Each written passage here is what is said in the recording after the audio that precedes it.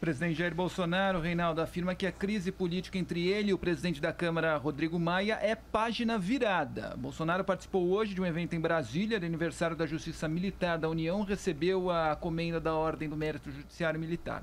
Maia também seria homenageado, porém não compareceu. Sim. Parece só um virou a página. Virou a página 1, né? Ou então virou a página 1. Olha, tá tudo resolvido. Nós dois vamos ser condecorados, só que eu não vou. Não vou, porque eu vou ter que posar ao lado, fazer foto, não sei o que e tal. Eu não creio mesmo que o Maia vá criar nenhuma espécie de dificuldade para a tramitação da reforma, sabotagem de nenhuma natureza.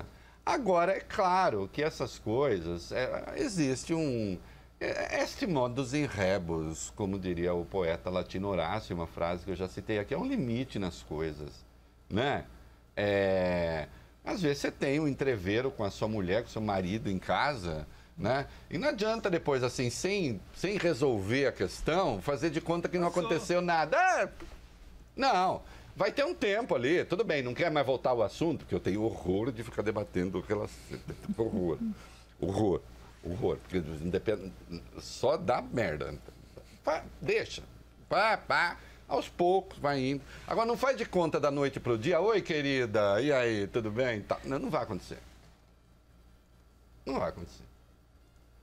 Vai ter que ser devagar. Isso eu estou falando das relações domésticas. Nas questões públicas, mais ainda, é mais difícil.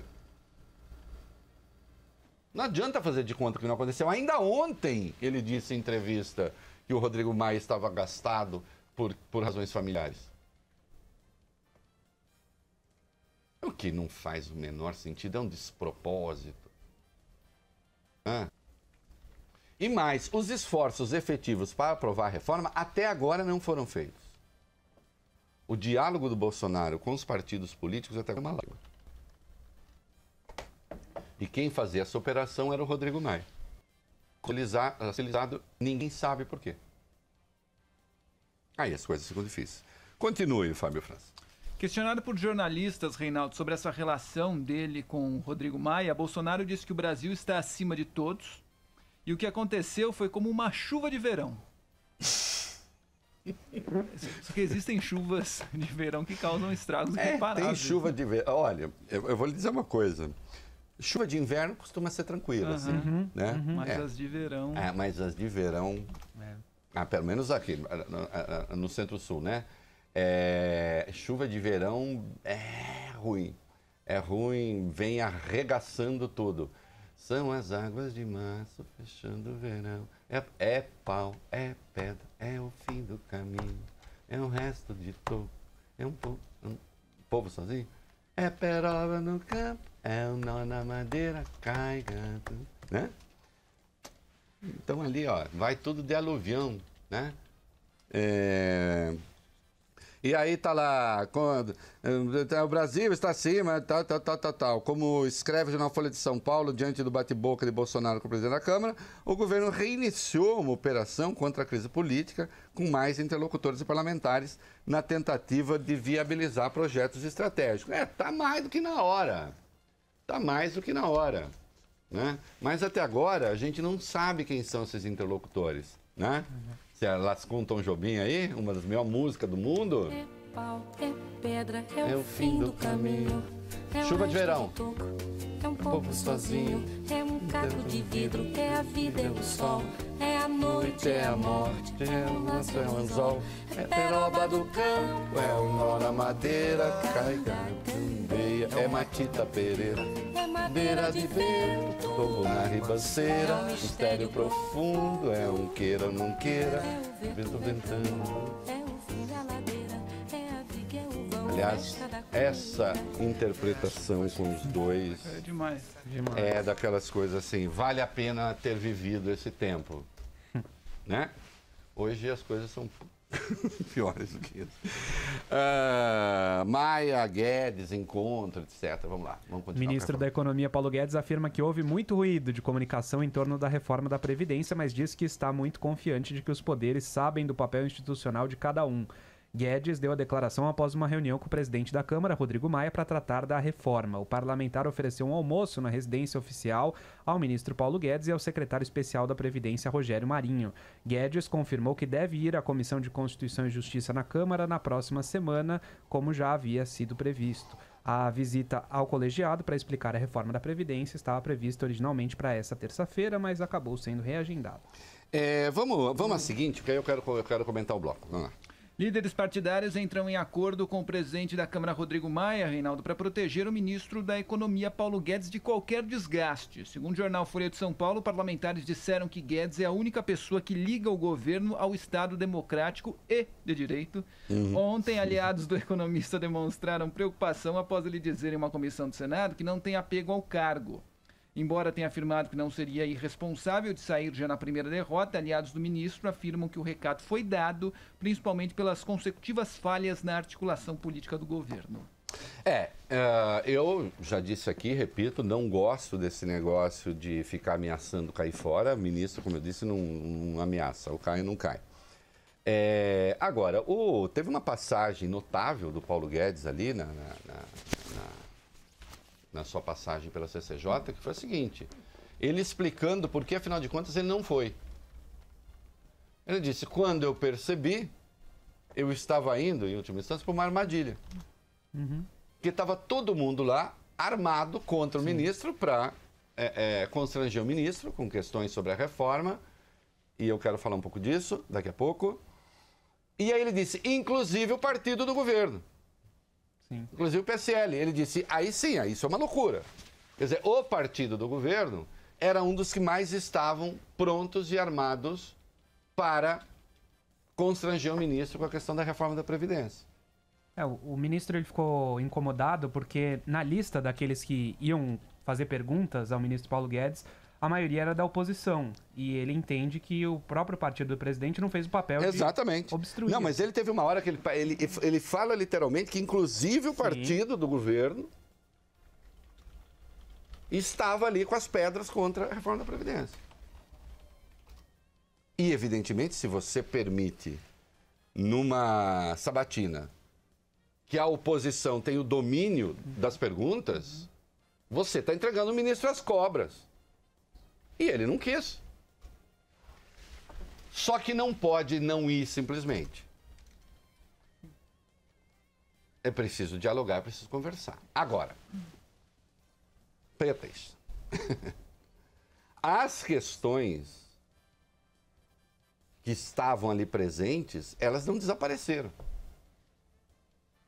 Elas não desapareceram. É preciso saber o que o delegado Valdir, do PSL, quer dizer quando ele diz que a reforma é um abacaxi.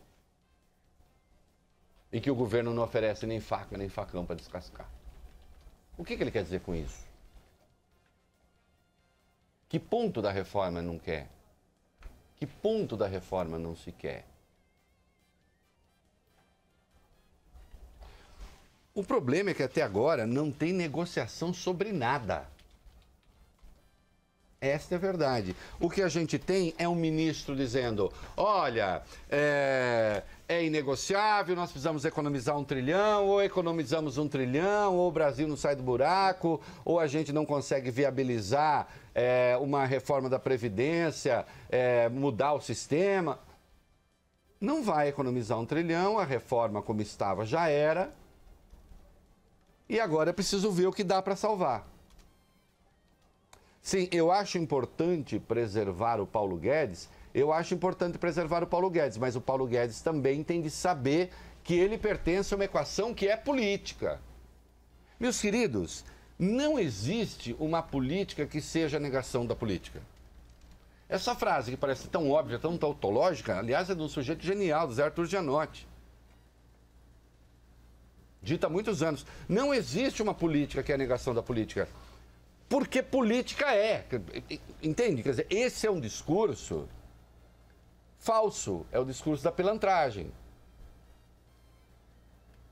É o discurso de quem está querendo arrancar do interlocutor concessões que não são devidas.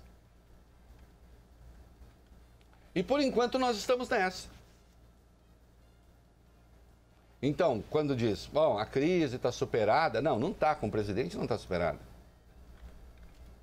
O Rodrigo Maia faz um movimento de aproximação com o Paulo Guedes. Agora, o Paulo Guedes, por sua vez, quando negocia a reforma da Previdência, está negociando a reforma da Previdência agora com quem? Com o Rodrigo Maia? Com quais líderes parlamentares? Por enquanto não está claro. E para exemplificar, Reinaldo, também essa falta de diálogo, ontem no Senado, o próprio Major Olímpio disse a Paulo Guedes o seguinte: olha, a gente está aqui já com 90 dias de governo e não houve sequer uma nota técnica ainda para nos explicar. A gente precisa de informações para sustentação. Eu não sei o que eu faço aqui. Exato. Né? Ele disse isso ontem a Paulo Porque Guedes. não tem a comunicação.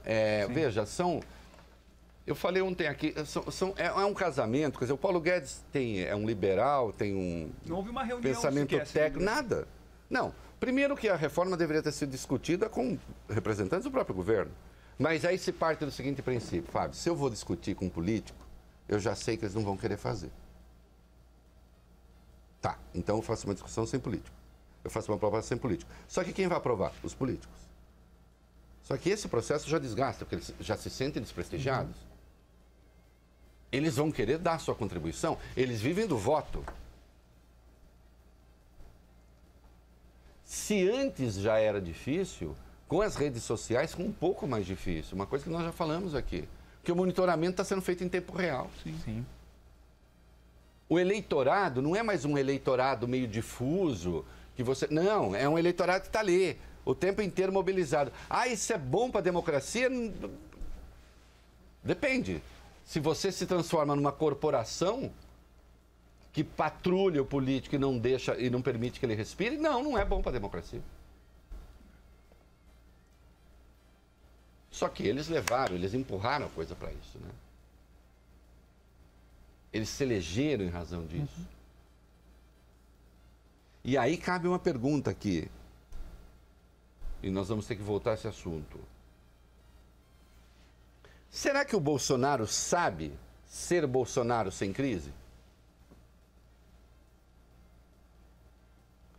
Eu ouso dizer que não.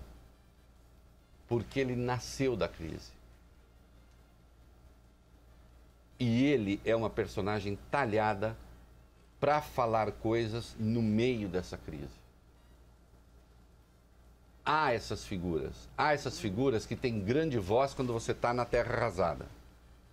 E não teriam nada a dizer num regime organizado. Né? São os senhores da guerra do Afeganistão. Qual é o poder dos senhores da guerra no Afeganistão? Haver guerra. Ou então não teriam poder.